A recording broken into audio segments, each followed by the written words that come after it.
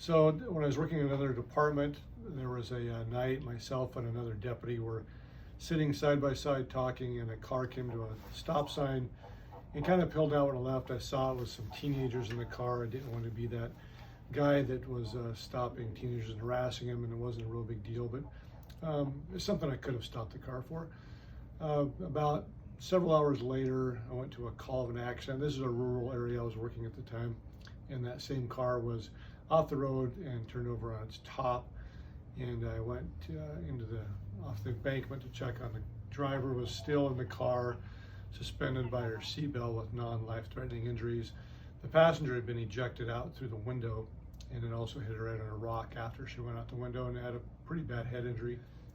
Ultimately, the ambulance did arrive, and after we got her inside, she was given something to take the brain swelling down from the head injury, and she was able to be conscious enough to talk to us, kind of tell us where she was hurting, and but then she flatlined right there and died right in the ambulance from a massive head injury. Investigation showed that the driver was in fact about 0.18 alcohol level. These were both teenage girls, and of course, that's one experience where I went home with that dead girl's blood all over my uniform, and a lot of guilt filling ahead. I stopped the car several hours before. I probably would have likely arrested the driver for DUI, and that girl would not be living with the fact she killed her best friend, and obviously the other teenage girl would not have deceased in the car accident. So the impact is pretty big on first responders. And most drivers do not drive impaired.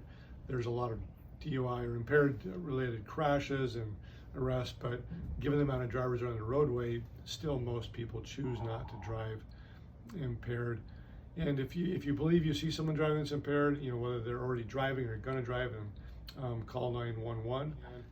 And also, again, if you're going to go out and party, which we're not saying people shouldn't enjoy themselves, and if they want to party and they're going to go out and drink alcohol, just pre-plan and have a plan in place before you go out.